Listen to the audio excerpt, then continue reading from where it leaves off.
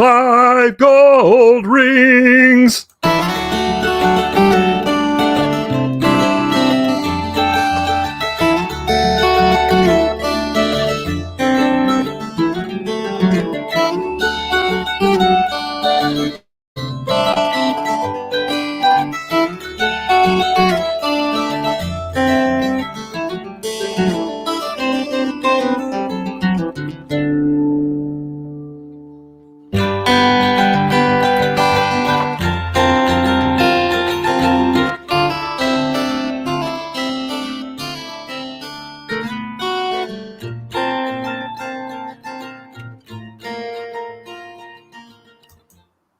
Well, hello. How are you? Hoping everybody's having a good evening. I am your happy, humble, hairy host, Bill Sylvie, aka the Dungeon Delver. Yeah, that's me. That's right. The one and the only. I hope you're having an absolutely fantastic evening, because I'm doing pretty good myself. I got a little libation right here going. Connect. A Dungeon Minister, good to see you. How are you, Padre?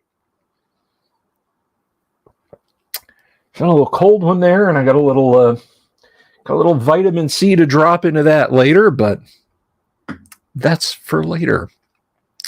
So I hope you guys are doing absolutely fantastic. I can't complain. Here I am, and we're just gonna. This is just a time to relax, a time to put our feet up and ponder things. Now, bit of an announcement, because I told a lot of you guys this was coming. Robert Phillips, good to see you. A little brandy for Canuck tonight, excellent. That is Guinness Stout. That is exactly what that is. A little Guinness Stout in my Guac 2022 glass. You doing merch for 2023, Dungeon Minister? Because really, he's the one that got the awesome merch together. People like got coffee mugs. I know some people got t-shirts. If you bring merch back, I'm going to get... I can't believe I don't have a t-shirt for my own convention. How sad is that? It's Bob Johnny's birthday. Well, here's a shout out. Happy birthday, Bob Johnny. Happy 8th, my friend. Welcome to it, the big 08.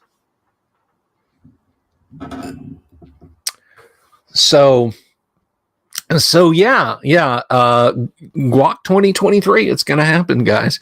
Anyway, I kind of hinted at this. I kind of spoilered this, but I want to let you guys know. Tomorrow night, I have dug into the archives of my Facebook page, and I have pulled up a special treat for you guys, because I have an interview with the one and only, the artist Darlene. That's right, creator of so many beautiful works across TSR's Legendarum in the days of classic Dungeons and Dragons, and of course, the magnificent World of Greyhawk map. She was one of the first people, if not the first person I ever interviewed.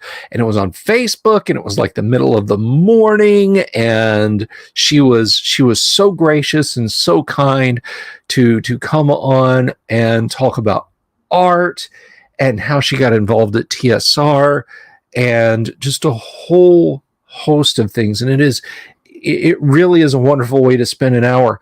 So, so that will be on tomorrow. I will not be here. It's not going to be like in a window and then here's me sitting here live. I'll do it as a premiere. I'll have a chat going. You guys can sit in there and comment on it, and I'll see, you'll see a lot of comments there then, or I'll see a lot of comments there then, rather, I guess is what I meant. Yeah, and it'll be a lot of fun. Yes, I have a whole stack of Mort Borg, including a Mort Borg, I think it's either a 78 or a 45 EP. Yes, there's a vinyl Mort Borg record, and don't at me. All right. If you didn't want it said Mork Borg, you shouldn't have put the words Mork Borg on the title. Don't tell me it's pronounced like Mark Smith or it's pronounced Jesus Jones. No, it's Mork Borg. Okay. That's all that I can do with it. So yes, I have one. So yes, tomorrow night, and I will announce this across the world, you can come in and you can watch that interview that I've got with Darlene. Wednesday, we'll have to see. Maybe I'll dig up some more content. Speaking of content, though, I gotta work my P's and Q's tomorrow. Something pretty awesome's coming, and this just dropped into my lap. Just across our desk. Just came across our desk. Just came across the wire. I have a write-up of adventures has been requested for some folks, but I gotta bust my chops and work on that tomorrow. So that's a thing that's going to happen, and it's going to happen by the end of the week. Something Christmas related, a write-up. But here's the thing: it's not going to be on this channel. That's right. But links will be forthcoming. Luther says we need to talk about that on a stream or two. I did actually have a Mork Borg play session. That's right. TK came on the show and walked us through some Mork Borg essential, like how to make a character, how to lose a character, and so on. I actually wound up with a Mork Borg equivalent of a lawful good paladin with lots of gold, a whole bunch of hit points, and a really nice weapon. I am an anomaly. I am an atavism, apparently, in the Mork Borg default setting. So, who knew?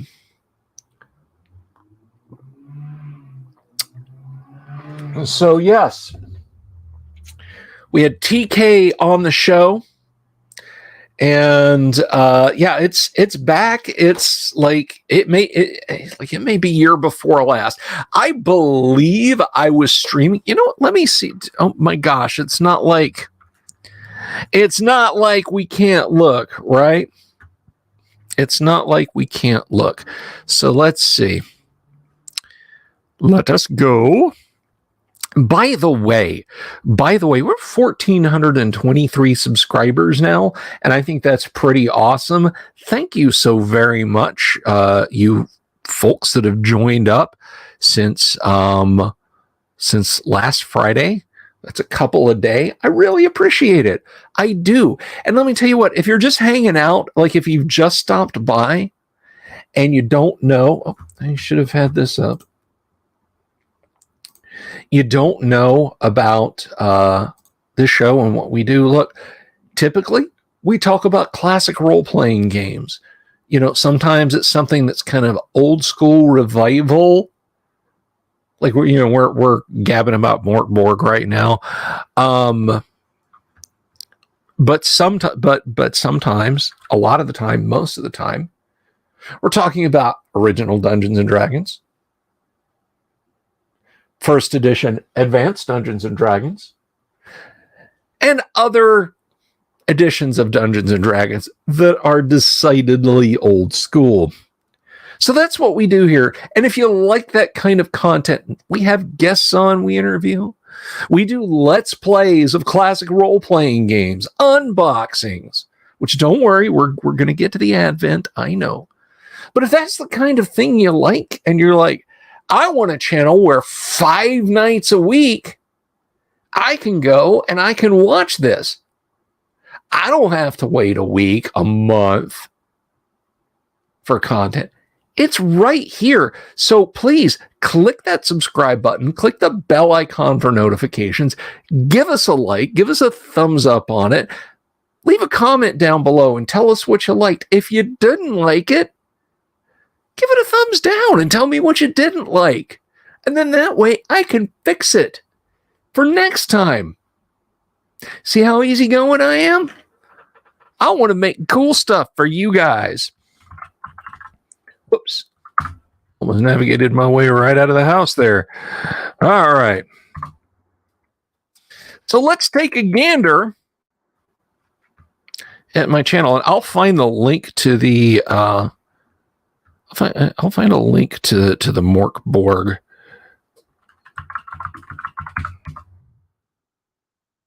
Yeah, here we are. This was 7 months ago. This was mid-year. And there you go. Is there a glitch in the Matrix? Where is Tonka Todd? I saw him in the Discord. Just by mentioning the Discord, I should be able to summon him up. So hopefully he's doing fine and or dandy. So don't go watch the Mork Borg video right now. Stay here and we'll hang out. So is anyone doing any holiday gaming? Do you guys have any plans? Do you have special Christmas themed or otherwise? We're an ecumenical gang around here. Anything you run? Dungeon Minister, are you doing a special Christmas game for your boys and the missus?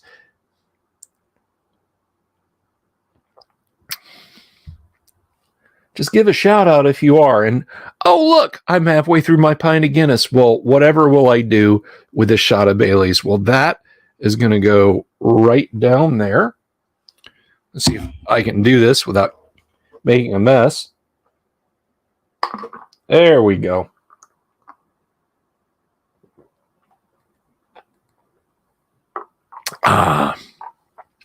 Hits the spot. Hits the spot. So a little car bomb there.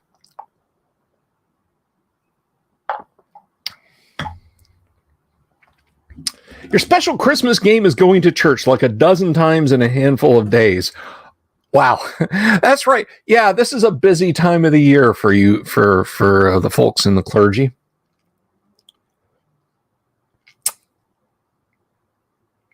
Luther, I just gamed for 2 hours this morning. Basic fantasy rule set ongoing campaign that goes once a week and has been for nearly 3 years. That is neat, Luther. Very neat. A Tonka clone. Let me see if I can do this. Listen, I gotta go walk my dogs, but y'all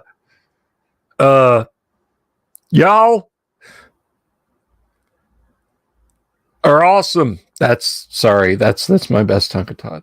Chris Kane, hello, good to see you.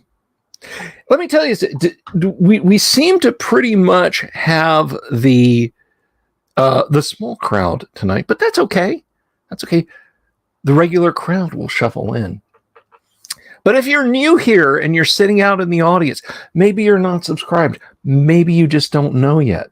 Maybe you're just like, I don't know. But if you've never said a word, please say hi in the chat so we can say hi back to you.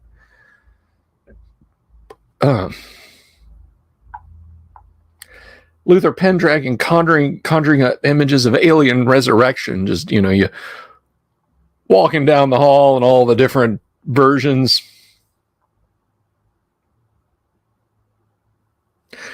Chris, if there's an old man sitting next to you doing something, that is entirely between you and him, buddy. That is entirely between you and him. Oh, that's good. Guinness and Bailey's.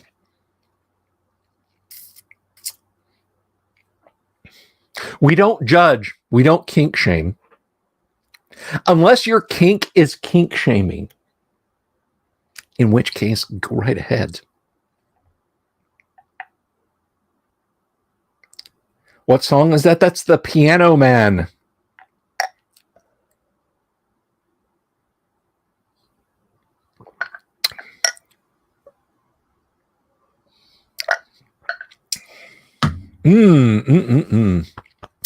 Guinness, it's good for you.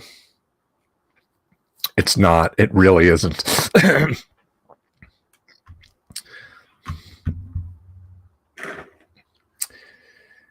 Kennick says, I've sung that song in public before. How inebriated were you? Inquiring minds want to know. I don't mean that in an insulting or ugly way. I just wonder if you had tippled.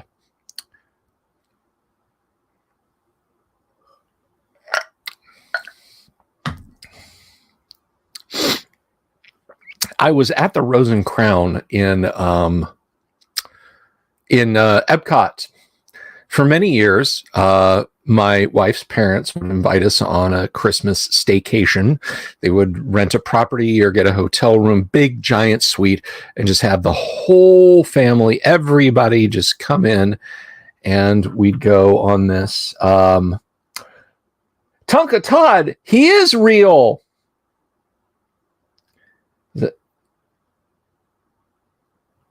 One was at night after an ultralight fly-in. But anyway, so my father-in-law and I believe he had a Bass Ale. He might have had a cider, but we were sitting there. We were drinking many glasses of various beers. And I guess, because there's so much turnover of the glassware, and they handed him a pint glass, and they're not like thick and sturdy like these out at the Rose and Crown. Okay, they're the Guinness branded, and they're very thin. They're the stuff that Guinness will send to the pubs, which means that they're nigh on disposable. And so he's like, "Huh, Bill, Merry Christmas," and we clinked our glasses together. And his the bottom literally just cracked and fell off. Just boosh. What a mess.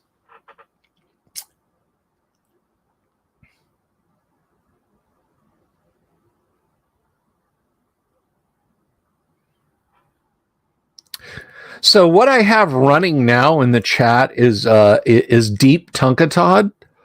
It is an AI that you can feed you can feed requests to, and it will respond exactly as if it was Tonka Todd.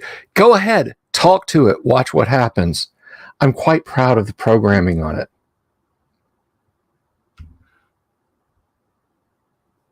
I keep freezing on you. Ba-dum-bum-bum, ba-dum. I'm Mr. White Christmas. I'm Mr. Snow. See, I hate the term alcohol abuse. Let me tell you something. It's not abuse. I use it very wisely.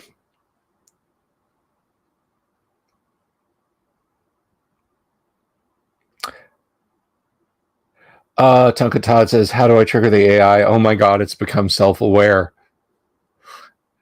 Does it bother anyone else that we have let software developers play the reverse Uno card on us, and we have to take the Turing test to do things on the internet? Click all the images with streetlights in them. So you do that and you click OK. There's not a person on the other end. There's an AI on the other end. Alan Turing developed the idea of a test that you could administer to a computer to prove whether or not it was a person in another room using a teletype to type messages at you, or a question response engine running as a piece of software on a computer. The Turing test, the Turing AI test. Sometimes it's also referred to as a Chinese room. I prefer the Turing test. Now, we have to prove to a computer that we are people.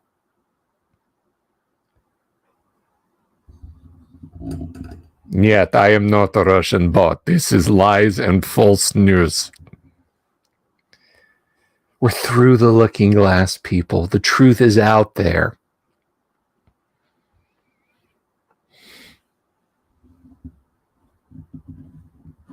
How could we stop these diabolical developer fiends? It's not like we were the ones funding. Yeah.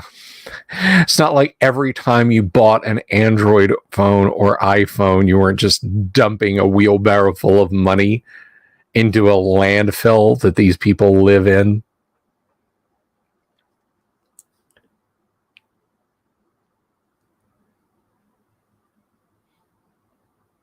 In Soviet Russia, bought Turing tests you. You're walking through the desert when you see a tortoise. You flip it over, its hot belly baking in the sun.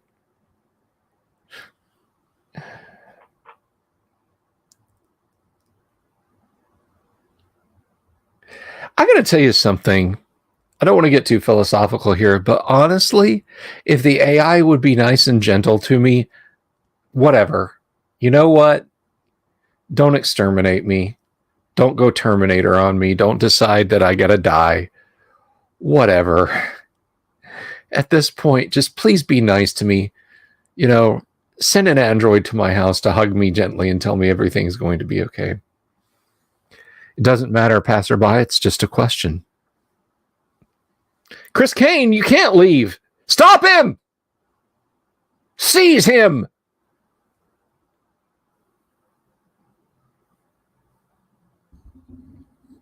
Curse you, you fools. You let him escape. Very well. So with the mad scientist, he runs over to the panel and he starts twiddling the knobs.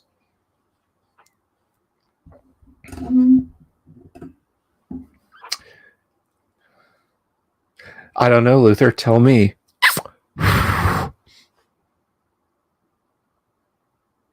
In response to your query, the questions are written down for me. They're just questions, Luther. Now, I want to ask you, tell me in single words how you feel about your mother. Oh, Dice Advent. Thank you, Kennick. Dice Advent time. I was doing a little Blade Runner thing. I wasn't actually like pausing and grasping for ideas. So yesterday we had, of course, the 18th, which was a D6, which was a little peppermint D6. Peppermint in the design was predominantly red with white speckles. These are not edible, I think. But today we have the 19th. So let's open up the 19th slot. And again, I have not seen these. I've only trimmed them so they'll pop open easier. So let's see.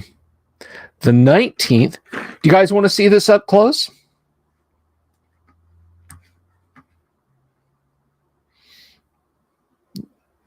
Yeah, you guys want to see this up close here. Here we go.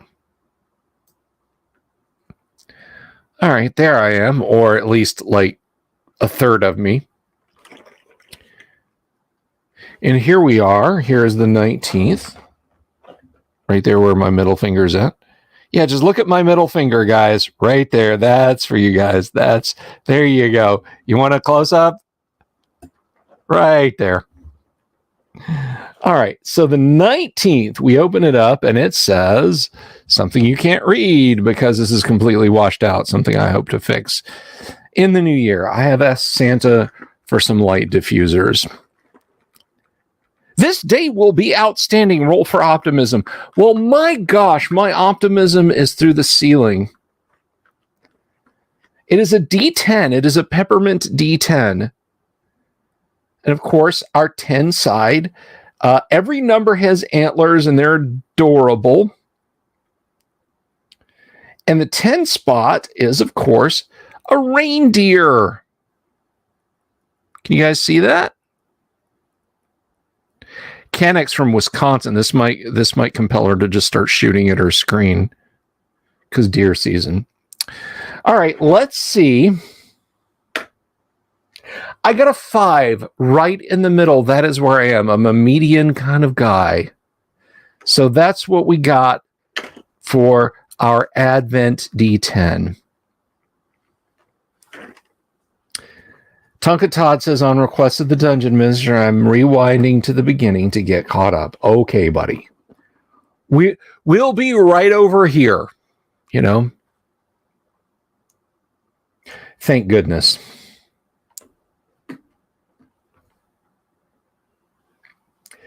If I was a wild buck, Kennick, would you hunt me through the woods with a bow and arrow? I don't know. I was channeling my inner Wayne's World there.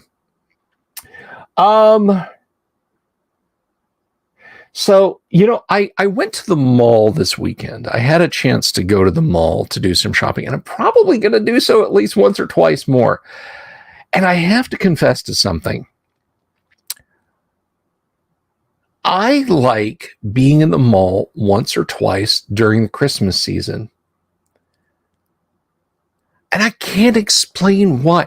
I used to work in the mall. So from 1989 till about 1995, like the spring-ish of 1995, I worked a job in the mall. I worked in the Florida Mall, which, if you're familiar with Central Florida, Jimmy Invictus.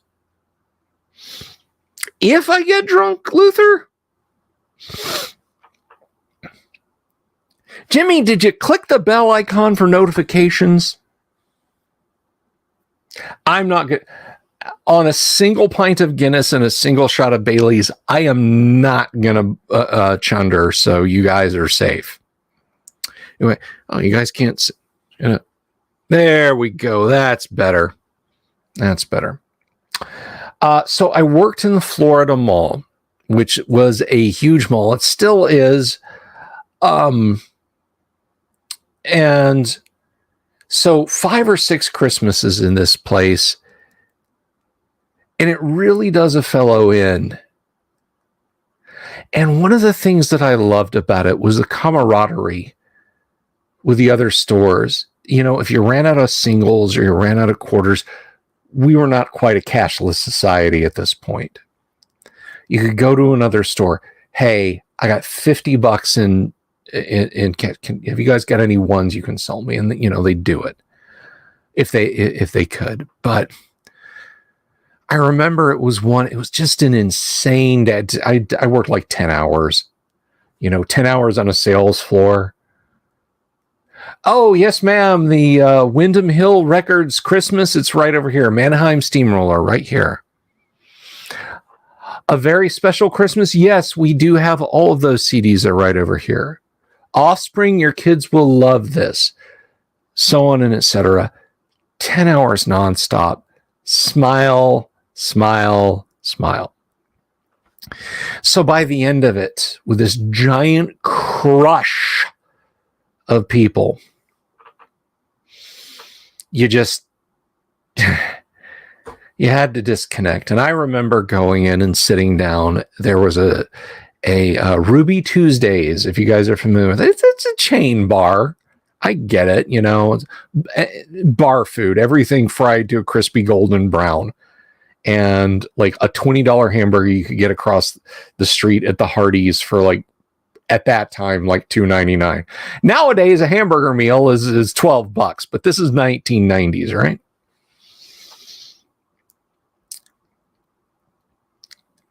So, we'd go. I'd go to the bar, waiting on the bus to take me home. I was like a 2-hour ride on the bus back to my house, or if I could convince somebody to come and pick me up, I still had to wait. So I'd go to the bar, and Brad was the bartender there, and he would usually slip me a beer or two for free. And I remember sitting there, and there's a girl sitting next to me, and she's obviously, she's got a work clothes on, right? And I remember, like, I'm drinking, and I didn't even look at her. I just held up my mug, and I said, "Here's to the almighty dollar." And I just felt this clink on my mug, We both drank, and we're sitting there. Didn't make a bunch of small talk. Like, I wasn't on the prowl. Brad comes down to the end of the bar, and she was an attractive young woman. I don't know her. I didn't know her. If she came into my store to buy music, or we ever went into her store to beg for quarters or dollars, then maybe I had that point of contact. But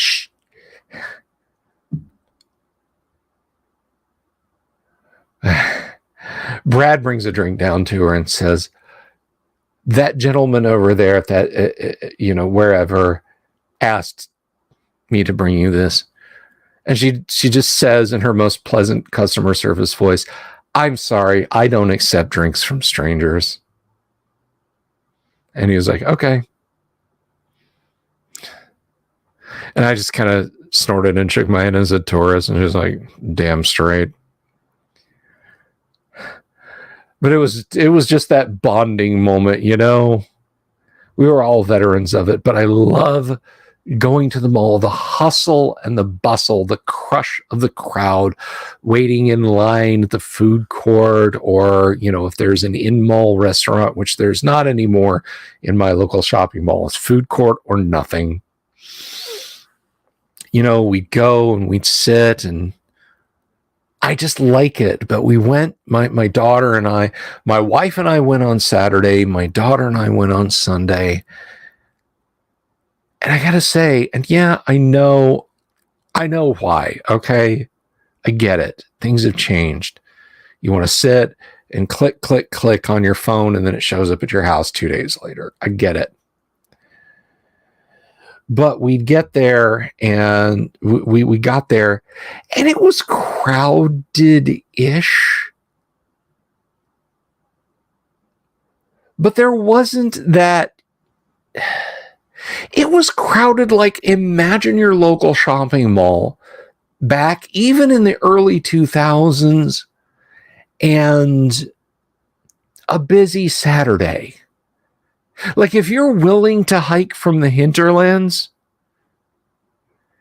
to the mall, you can absolutely get a parking spot.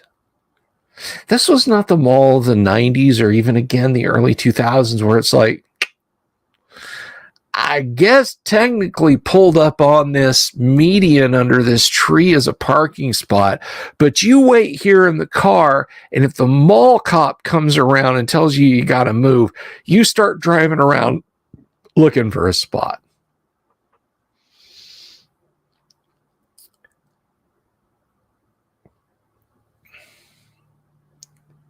No, I didn't take my daughter to a bar.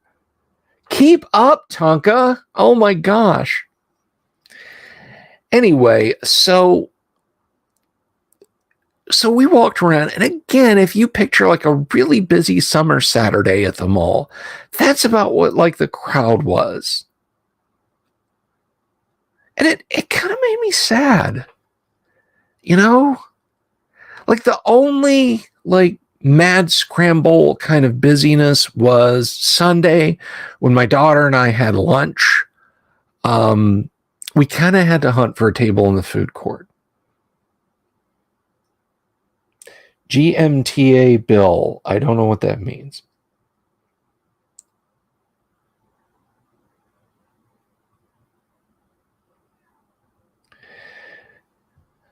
So, it just,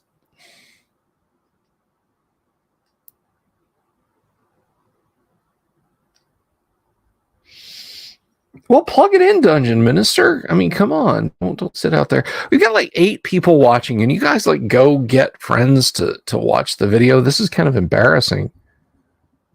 Well, I guess that's what I get for just doing a chill stream, right?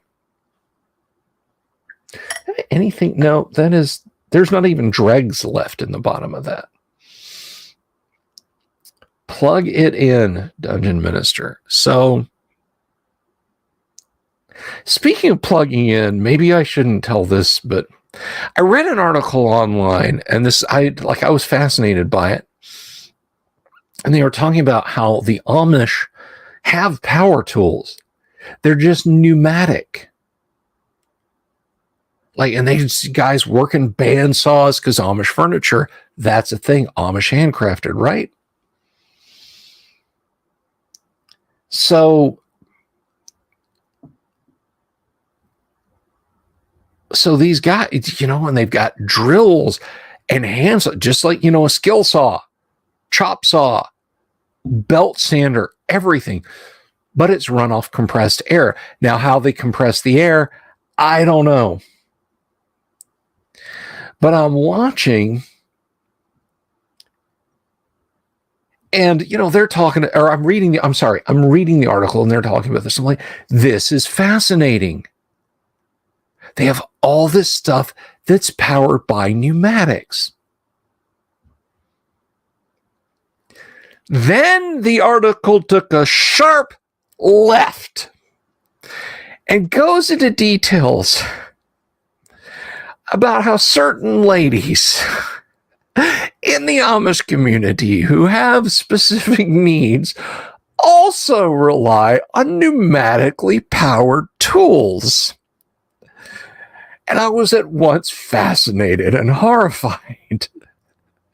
Because if you've ever used an impact wrench, if you've ever used an air hammer, if you've ever used a compressor, anything that's powered by compressed air that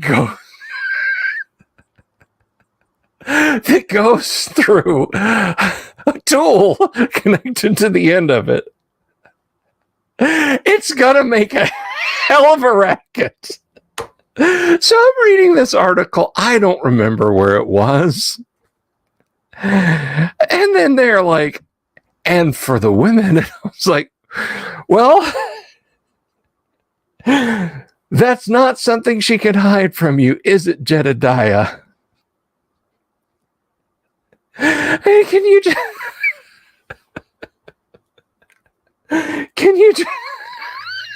just imagine? You're sitting there. It's a quiet summer night in rural Pennsylvania. The shades have been drawn. The candles have been snuffed. And in the distance, somewhere in the village,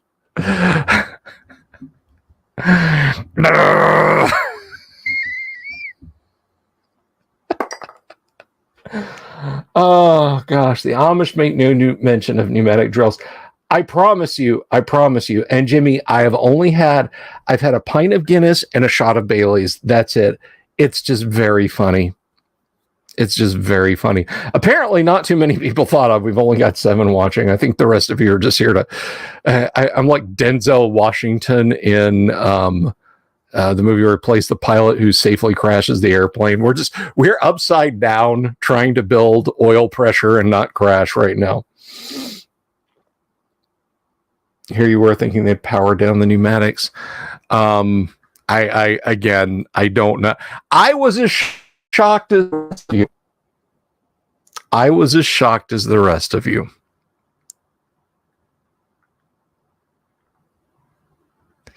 So make of that what you will.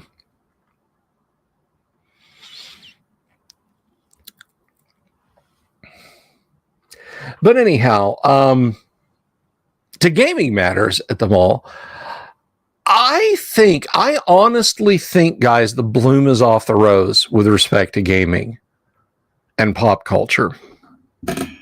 How much pneumatics blow harder? I genuinely think we are seeing like that curtain is being drawn, and I'm not going in there. I'm not like, and well, that's why I've decided to not continue. No. So Wizards of the Coast released an article a few days ago, maybe late last week, saying that they thought that Dungeons and Dragons was under-monetized. Now, a lot of people's immediate reaction to this was, no, we have to keep gaming pure and blah, blah, blah. Let me explain something to you guys, because it is Christmas time. One year for Christmas, I got 3 packages of Dungeons and Dragons candy. And I'm talking, this is 1983, 84. Okay. I had a D&D beach towel. You guys have seen the Gateway to Adventure catalogs. We all had them. We all got them in our box sets. We all threw them away. We are all buying them back on eBay for $25.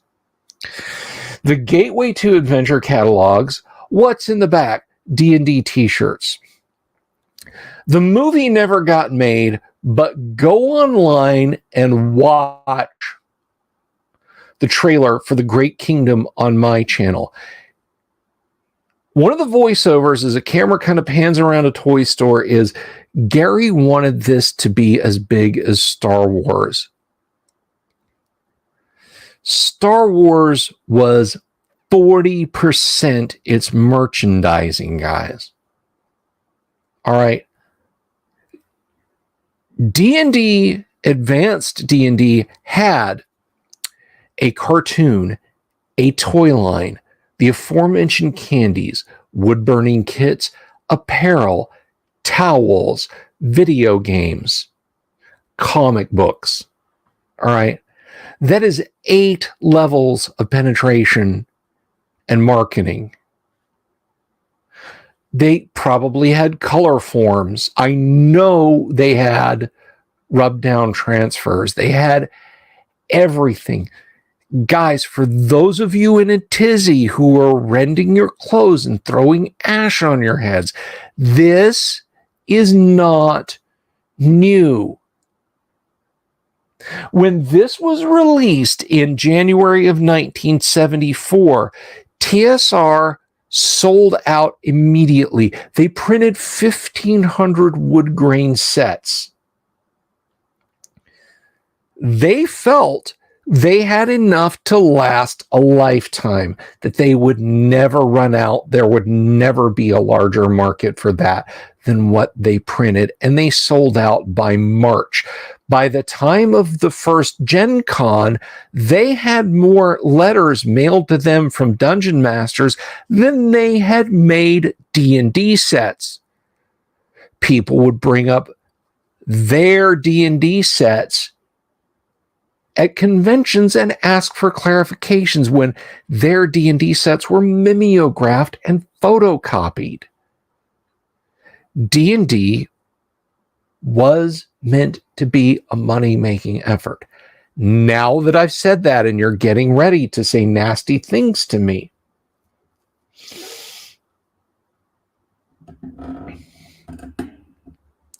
adult film titles, I'm not, you know what? I'm just going to stop there. I'm not going to continue that line of discussion.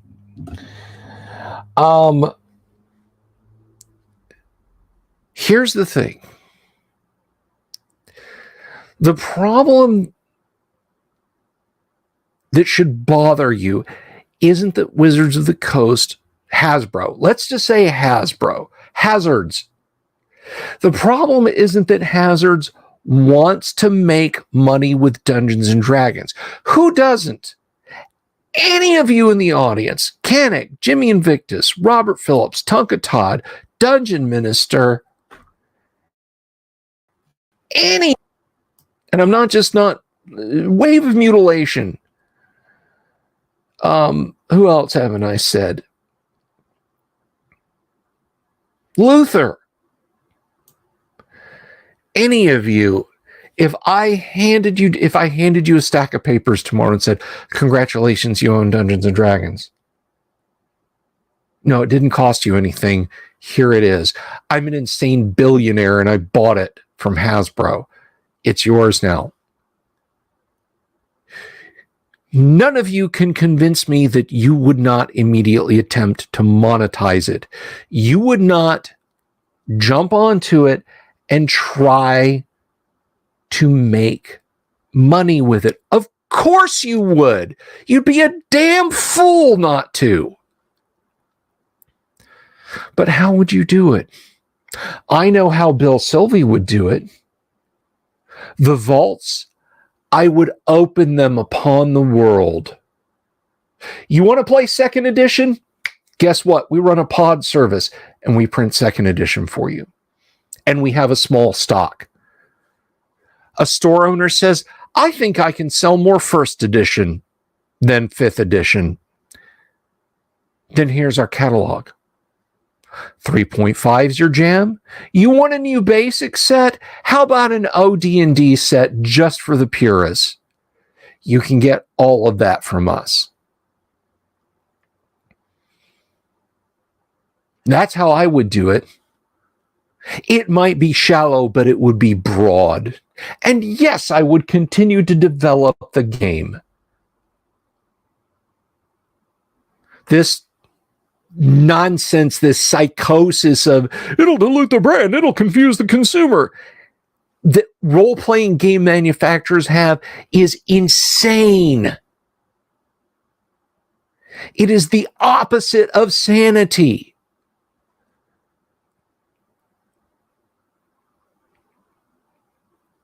Even Disney, with their vaulted collections, was smart enough to periodically re-release stuff to let demand pick up. I might follow that direction. But I surely to God wouldn't say, you people who play the old version are stupid and you're going to play the new version because the old version sucks. Which is what Wizards of the Coast has been doing, which is what TSR did from the get-go. Gary kept AD&D sets flowing out to people that wanted them.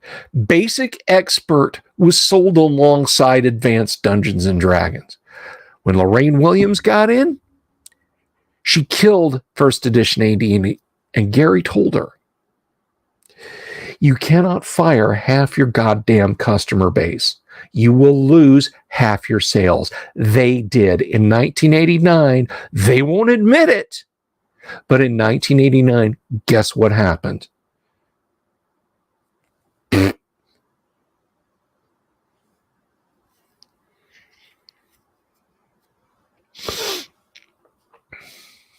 I might do that, can I?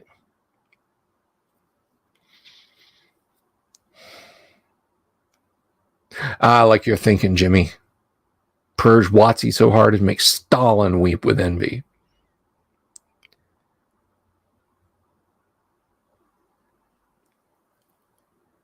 But you don't iteratively fire your customers time and again and then wonder why your product is under monetized.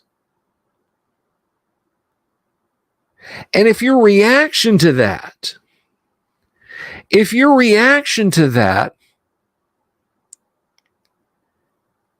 is to come back and say, you know what Dungeons and Dragons needs? Total reliance on mobile phones and micro fucking transactions.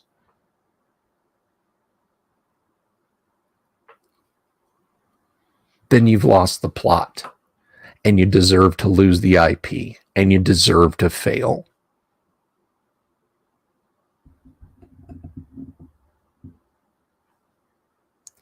Microtransactions and pay to win. That is what people should be angry about.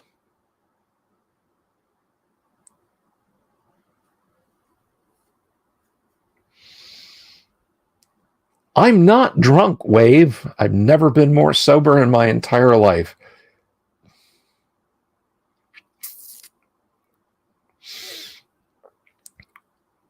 Wizards of the Coast think that the only future for D&D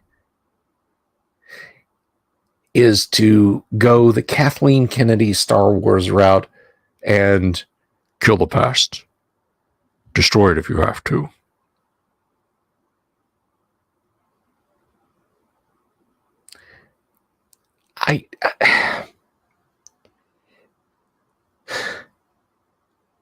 Did these idiots learn nothing from the 4E debacle?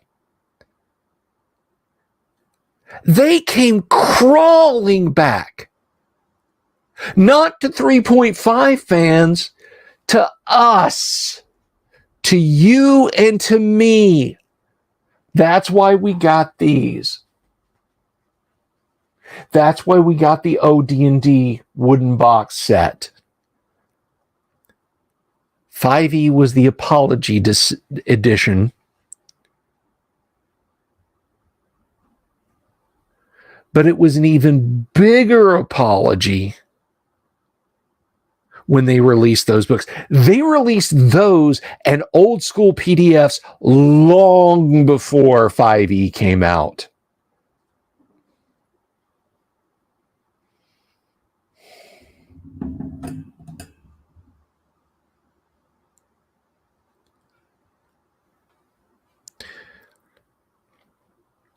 If anything, this decision by Wizards of the Coast has made me one harder. I will not sit at a table. You know, people ask me a lot, hey, your corporate DMing, by the way, Guide Key, that's guide-key.com. You can check me out. I'm available for corporate gigs. I don't say foul language in the corporate gigs. When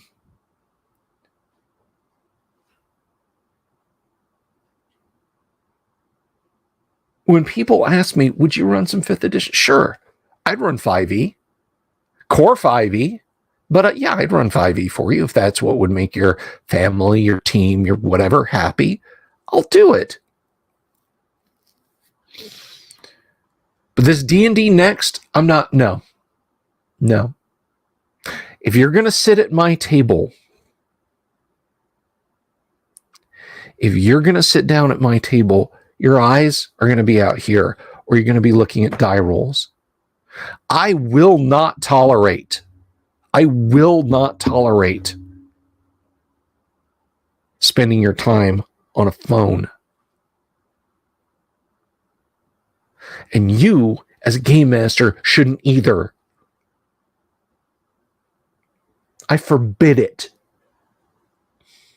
Look, you want to have your character sheet on your phone or on a tablet? That's fine. Don't pop up in the middle of the campaign and say, oh, I just spent $9.99 and I have a Vorpal sword now. See, here, look at it. I bought it. My character has that now. I will laugh you away from my table.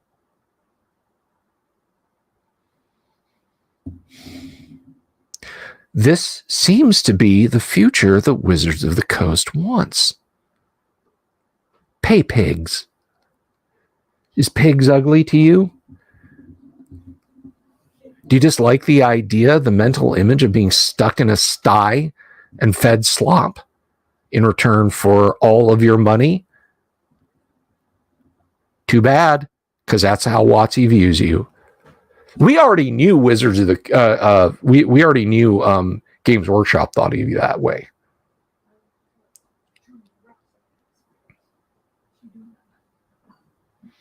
But that's where we're at, guys. They've made it a binary choice. You can play Dungeons and Dragons, play 5e. If that's what you love, play it. 4e. 3rd edition 3.5. Second with all of the toppings. 2nd edition, the garbage pizza of AD&D. 1st edition, in the original Latin, as it should be. God, I would love to run the Dungeon Master's Guide through an English to Latin translator. Get it bound in leather.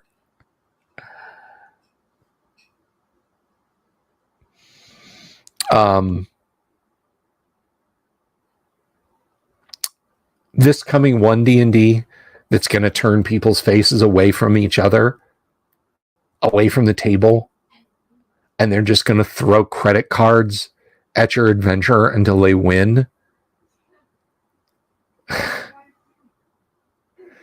There are not enough foul language invectives in my vocabulary.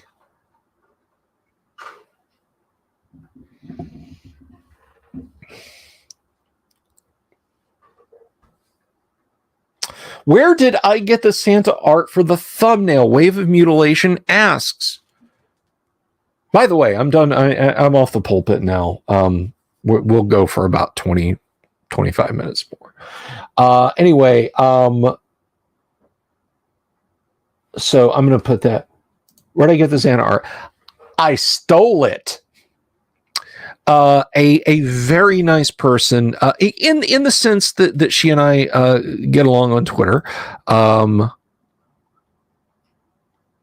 Let me see if I can. Let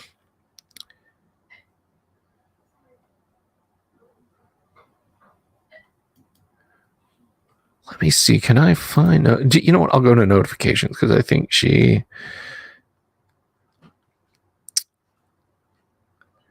Well,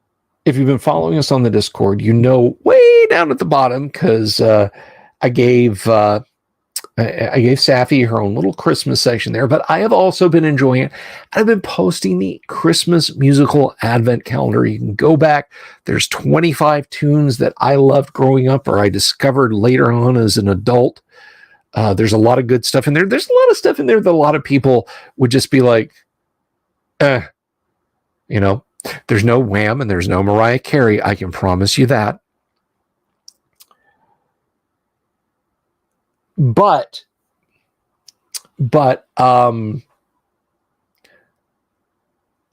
so yeah, I've been putting on. Now, here's a thing about my musical Christmas advent calendars. I always do 25, not 24. And I know the advent technically ends on Christmas Eve, but I feel like, you know, if there's somebody around hanging out on social media on Christmas Day, you know, maybe they're stuck at work and there's nothing else to do but look at Facebook in the few minutes they get to breathe, or during the interminably long hours of boredom. You are doing your wine daily. I didn't say you weren't doing your wine daily. But regardless, during that time, so I actually have a 25th day of Advent. I know I'm not doing it right. Am I going to hell for that, Dungeon Minister? Is that a sin? Have I just sealed my own death warrant? I hope not. But so yeah, you know, I've been doing that. I've been sharing the music, and I make a list every year. Sometimes it leans very heavily on the classics, you know, Frank Sinatra, Dean Martin, Johnny Mathis. Sometimes I go with the slightly more pop stuff. You get like DMC's Christmas at Hollis or Christmas Is, Tom Petty's Christmas All Over Again, so on and etc. This year is kind of an eclectic mix. So if you're not on the Discord and you want to go check it out, you can go check it out. This is all the way down there, and you can listen to the tunes I've got so far, and you can stay tuned in. If you're not on our Discord and you like this kind of ranting, well, let me just say, you can come and you can join us. There's the link in the chat. And say hi. Hang out with us. It's a lot of fun. You know, right now we've got a good crowd on.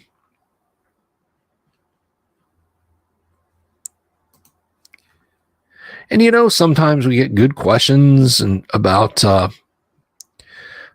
tabletop games and whatnot. And I do my best to answer them, and sometimes other people answer them.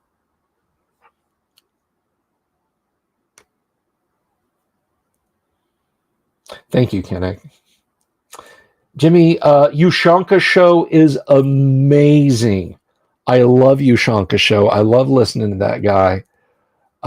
He is Ukrainian, living in the United States. If you haven't caught the episode, so after the fall of the Soviet Union, after the fall of the Iron Curtain, he came to the United States in like 1990, 91. But it was still very much kind of a like, yeah, we can come and go as we please, but it's still very much the USSR over there. And it still is kind of very much like that now. But he talked about the overriding decision that drove him to move to the United States. He had a summer job as a youth camp counselor in the United States. He talked about how much he loved that gig. But he would go home, of course. And so he goes. No, I haven't seen Ghost World. It's on my list of movies to see, Wave. It's about Harvey Pekar. I know that much. So he goes home,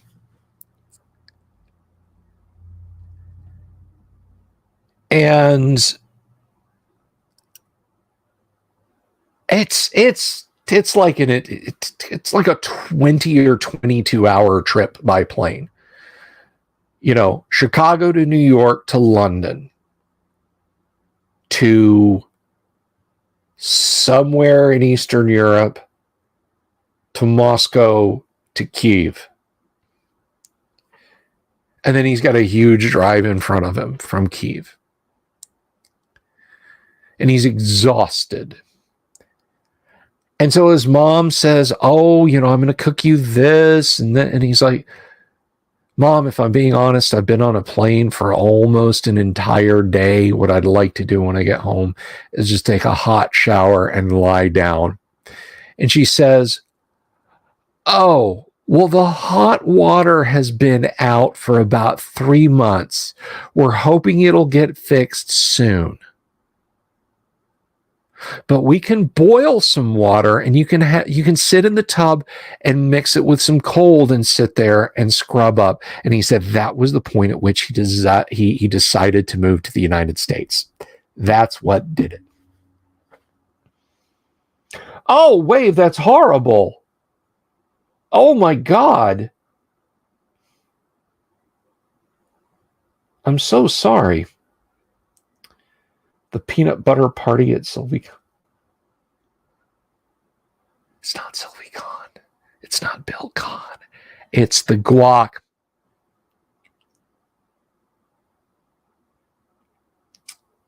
We may actually have a white Christmas here. Temperatures in Florida will get down into the 20s over the next few days at night, which is extremely unuseful for us. But the good news is it's going to kill off millions, if not billions, of mosquito eggs. So we will have a really lightweight spring on the mosquito front.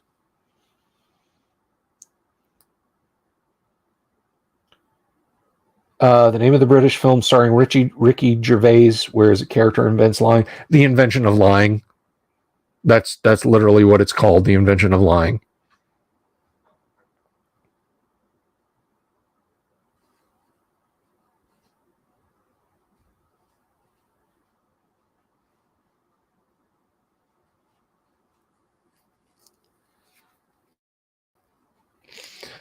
Oh, it's such a shame, Wave. No, it sure is not.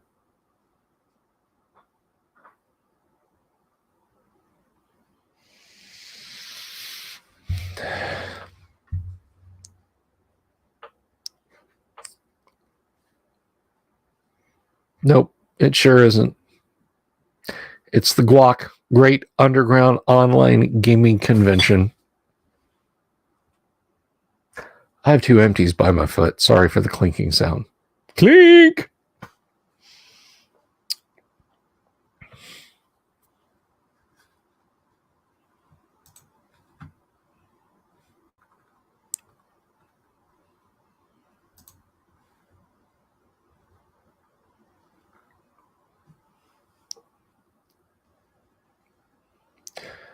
But anyhow, the peanut gallery doesn't run the show, Todd. It's been a light crowd for a Monday night. Usually I've had Mondays peak up into like the mid 20s before. I've never broken 30 though.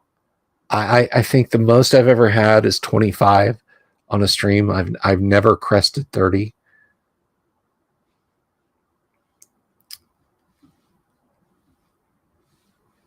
It's not a Zork reference, no. Yeah, I will not run the Dragon Strike board game, primarily because I don't have it. It's like I don't have a copy. Guac will feature me running at least a few games. I'm going to try and figure out how to do a DM moderated Space Hulk game.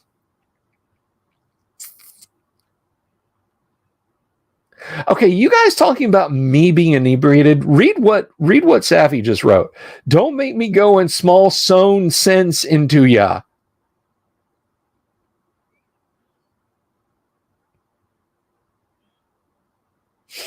Christmas is super busty for everyone. Hey, I'm okay with Christmas being super busty. Anybody got a little Santa outfit they like to wear? Not you, Todd. No, no, no, I don't want to see it. Get away.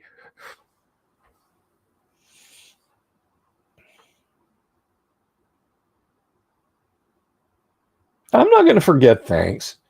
Have I ever? No, I have not.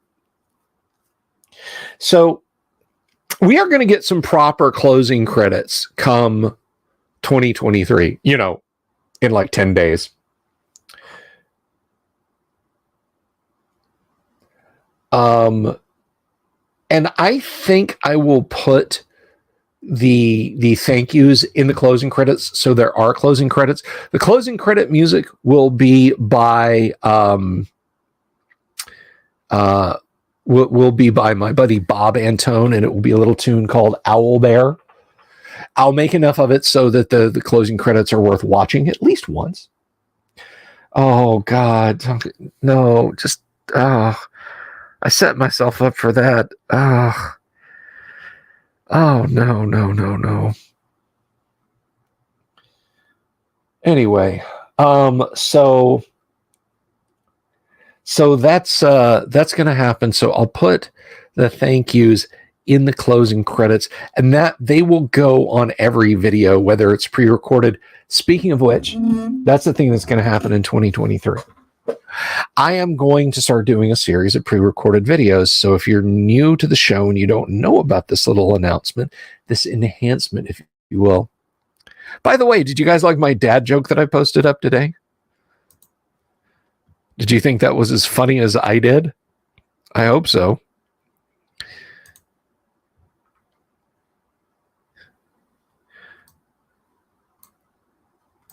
No. Don't start playing that, please. Shorts. It automatically put it in shorts. 325 views.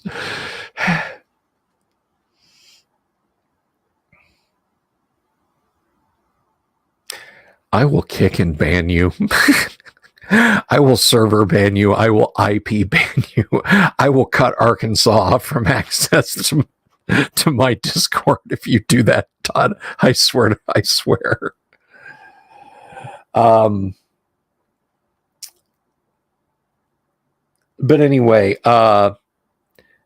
starting in a couple of weeks, we are going to have Tales of Tabletop Triumph.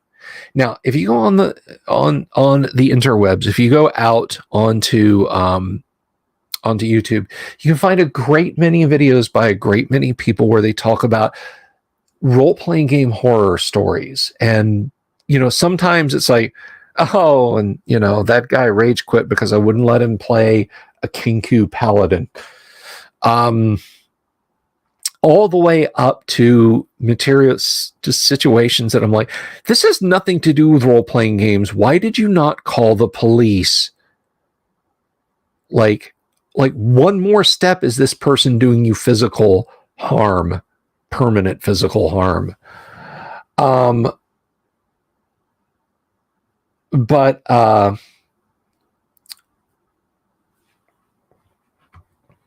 here, I will, let me see. I'll put it in the chat. So they can be infuriating, they can be entertaining, they can be just, I'm just here for the cringe. But a lot of them end with very sad punchlines. And the punchlines are along the lines of, and since then, I haven't tried a tabletop role-playing game. This permanently spoiled me for tabletop role-playing games. And that breaks my heart. Like, I hear the stories end that way, and I want to go to Reddit and find that post and reach out to that person and say, don't do that to yourself. Tabletop games are loads of fun. Don't let this person ruin the game for you. But of course, because then you get into like, oh, now you're being a creepy stalker, like the person that kicked off this horror story. So I can't change that. But what I can do is bring positivity. No cringe stories, triumphant stories. And we had an absolute blast. And that guy who had never played D&D before and was super shy about it and said, I'm not going to be any good, I'll lose the game, had a blast. He bought a bunch of books, he got miniatures, and he's my best gaming buddy in the world. Those are the kind of stories we need. Those are the kind of stories we want. You might think you want the cringe, but you're just eating negativity, constant stream of negativity and irony. It's not good for you, man. It's not good for you at all. And coming in 2023, we're going the other direction, okay? Tales of Tabletop Triumph will be videos. I'll start off with some stories from me. I'll create a place where you guys can post stories with you, and I will read them. They will be short form, 10 minutes, maybe 15 at the most. Just little videos with opening and closing credits. So I hope you guys will stick around. If you're not already subbed to the channel, again, click the like, click the subscribe, click the bell icon.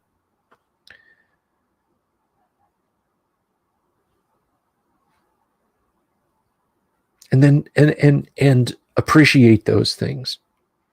And I hope you will. I hope you will. So I'm going to head on out. I got to get ready for the Monday night first edition AD&D game that I love so much.